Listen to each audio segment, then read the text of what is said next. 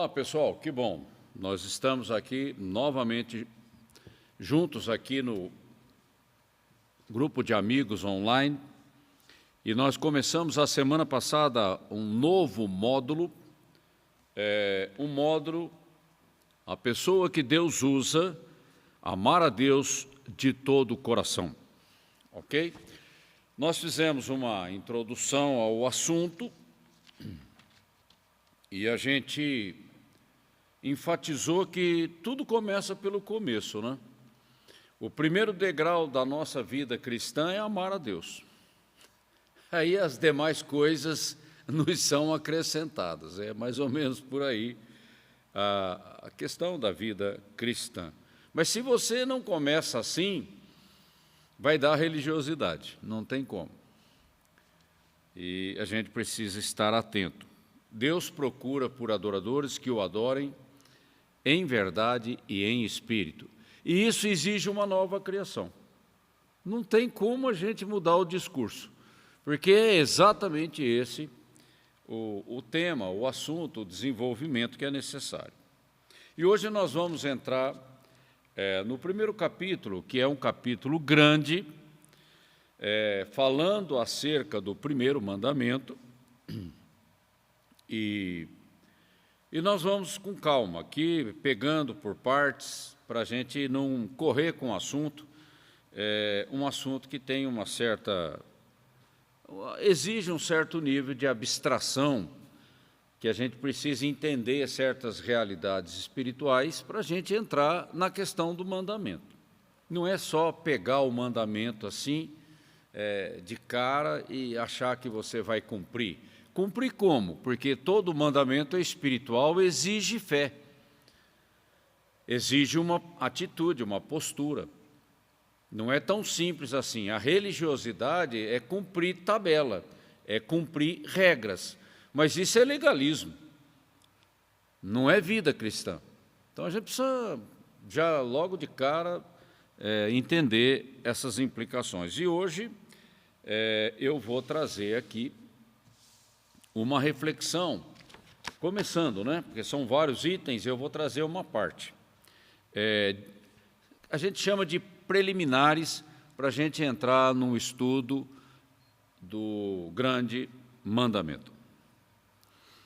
Então, tem uma frase aqui que diz o seguinte: a expressão do amor divino, a expressão do amor de Deus, que vem de Deus e que passa por mim, porque eu sou o canal da expressão do amor de Deus na terra, enquanto eu estou vivo andando por aqui.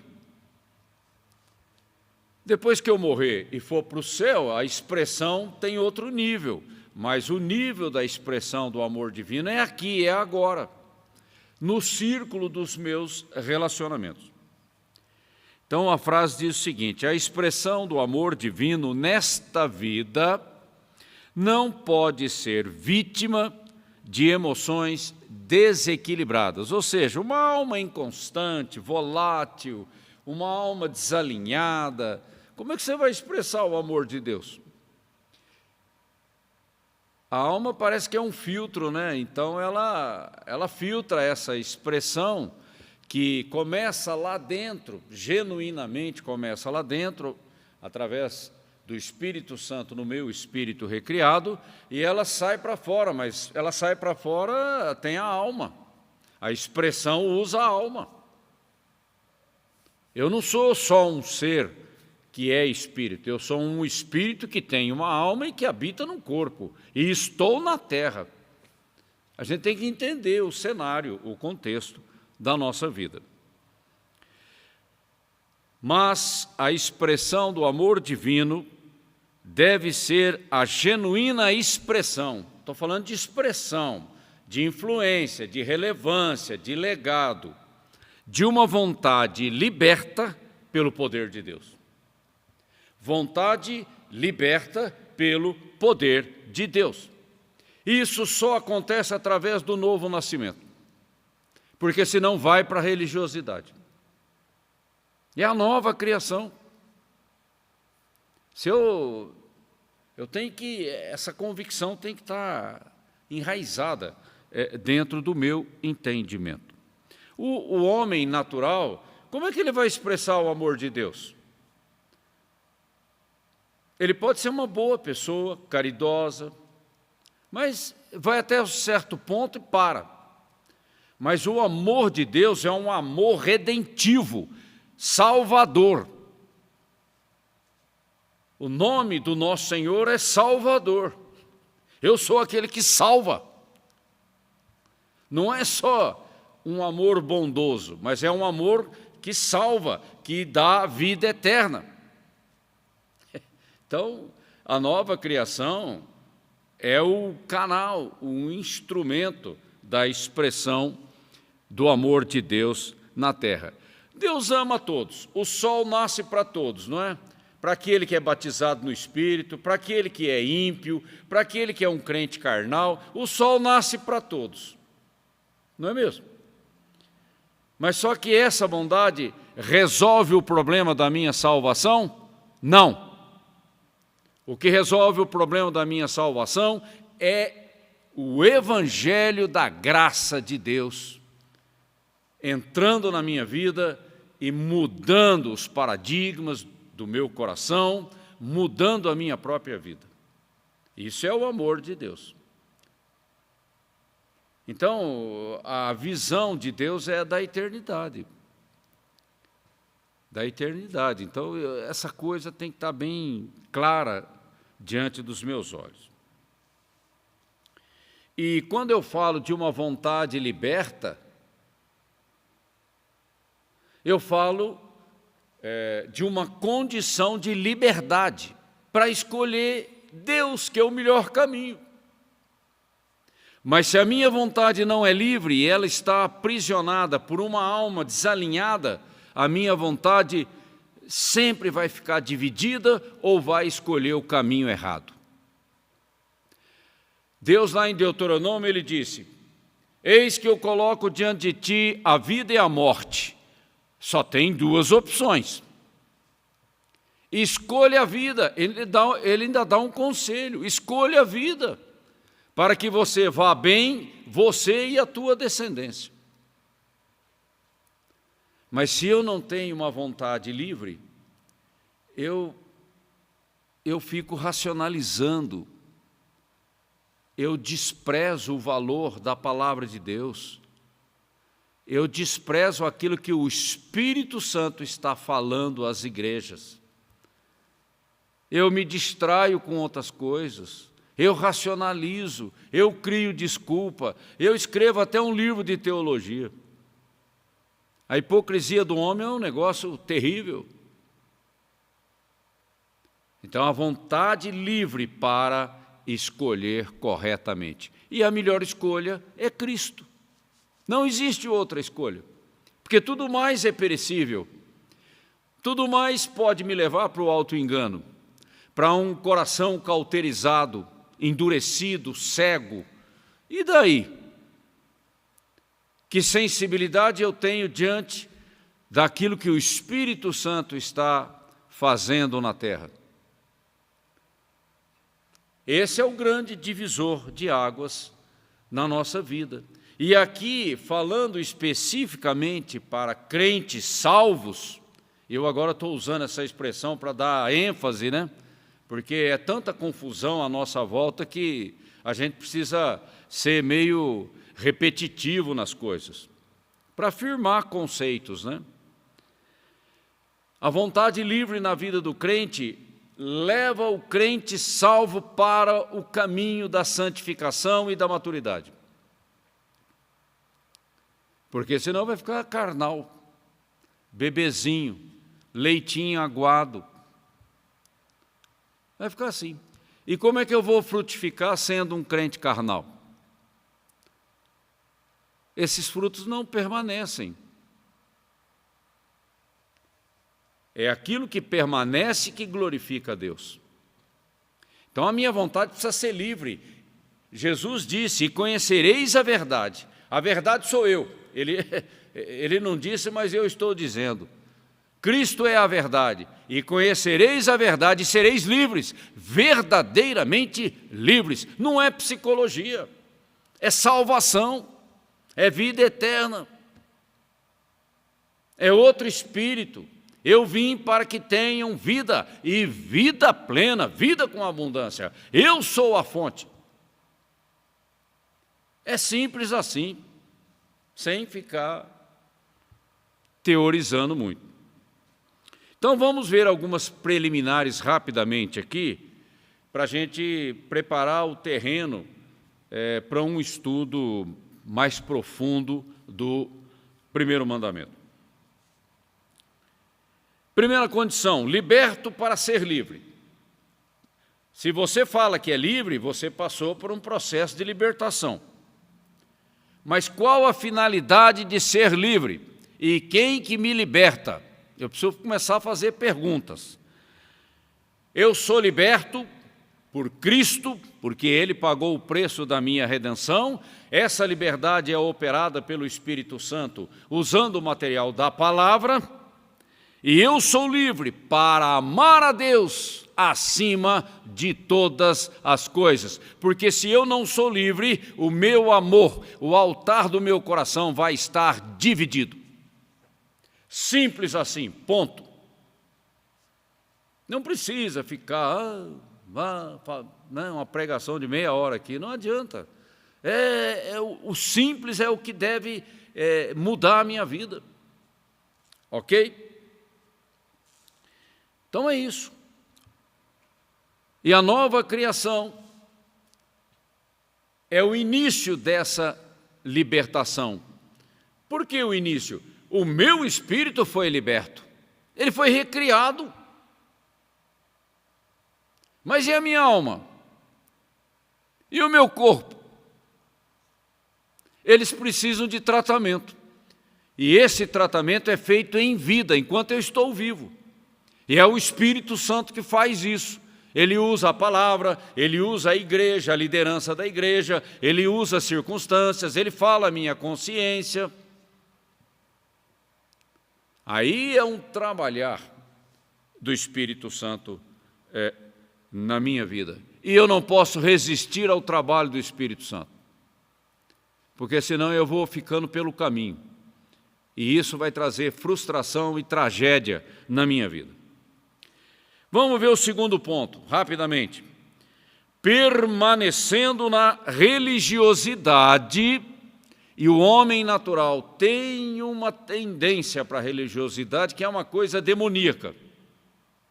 Isso vem lá do Jardim do Éden.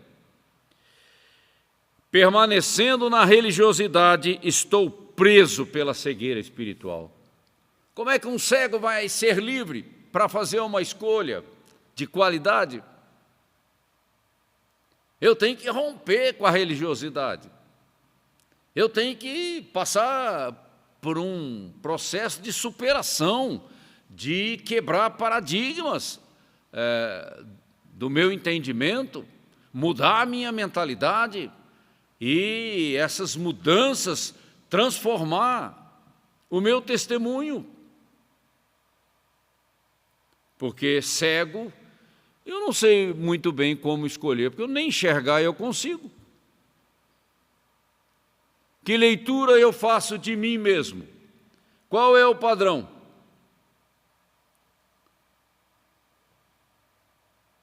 Para que eu faça um questionamento se eu estou enxergando direito. Ok? Só vou ficar com esse ponto. Eu tenho que amar a verdade.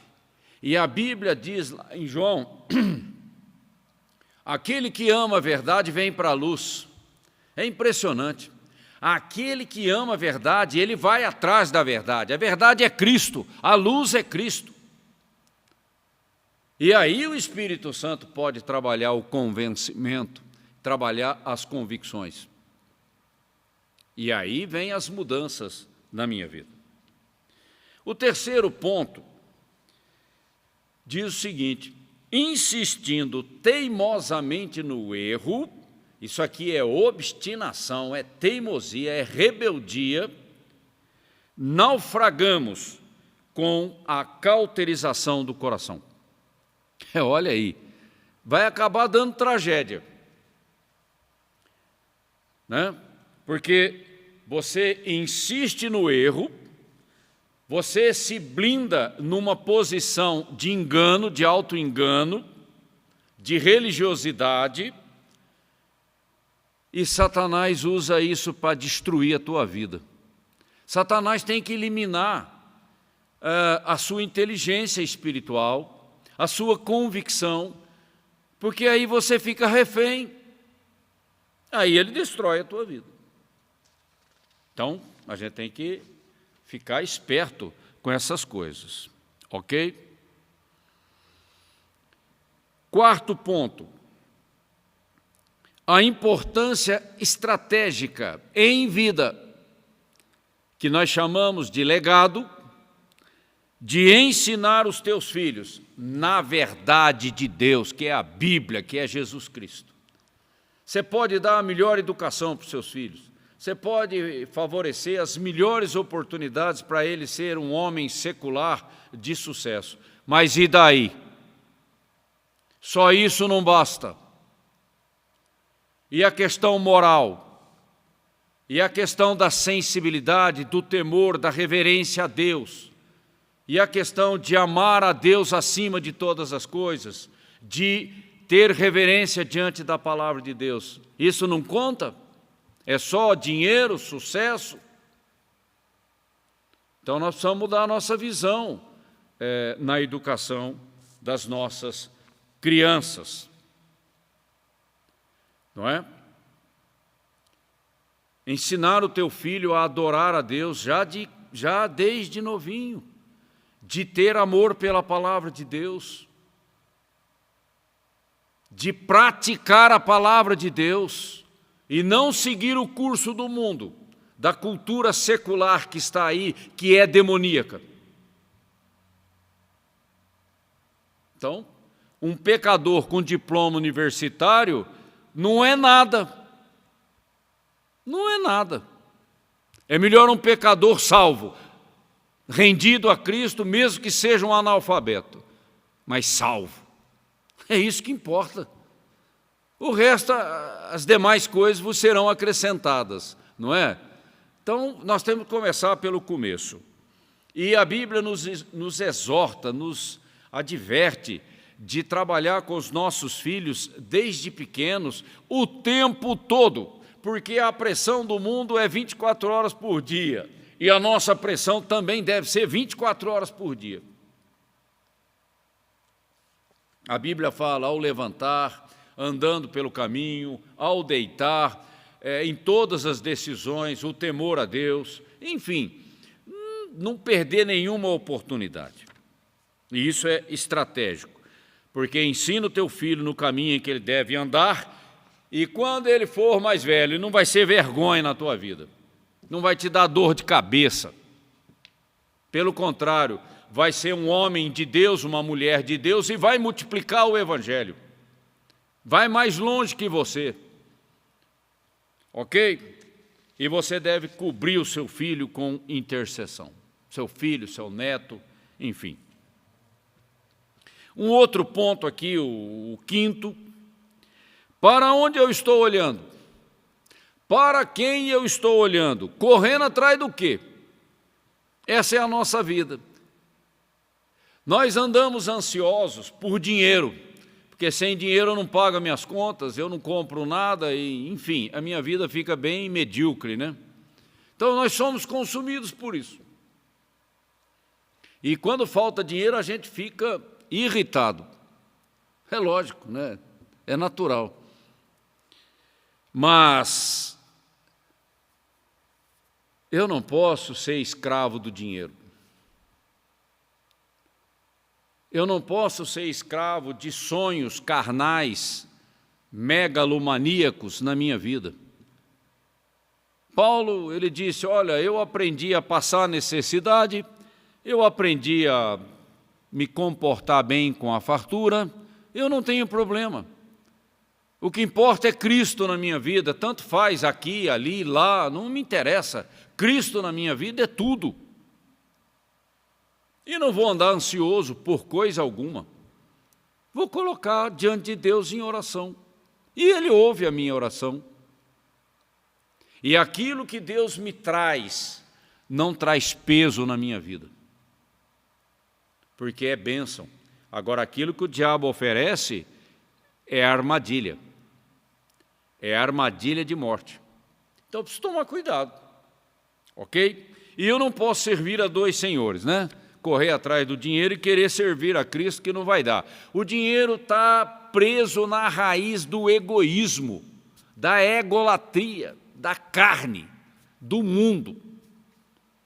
Então, eu tenho que tomar cuidado. Ter dinheiro não é pecado. É o que você faz com ele. É o que você faz para conseguir o dinheiro. E o que você faz com ele. Isso sim pode ter muito pecado. Então a gente tem que estar livre para servir a Deus sem nenhuma prisão. Ok? E de que adianta ter muito dinheiro se você não ajuda ninguém? O máximo que você ajuda são os familiares mais próximos. Mas será que é só isso que Deus quer da nossa vida? Não, né? Então a gente tem que ter um espírito de generosidade, mas uma generosidade com a visão do céu. Não é só fazer caridade por caridade. Tem propósito em tudo quanto nós fazemos em vida. E por último, para a gente encerrar essa introdução, são 6 itens, eu vou ver o 6º agora. Sem prioridade da minha parte, como Deus vai agir com liberdade, plenamente, em meu favor? A gente gosta de reclamar, reclama de tudo, mas a gente não reclama dos motivos, das motivações erradas do nosso coração. Interessante, né? Como a gente é hipócrita. Nós precisamos romper com isso. Prioridade é Cristo. Prioridade é a igreja, é o evangelho, é a grande comissão. Isso é prioridade. Ou você acha que não? Todas as demais coisas são perecíveis.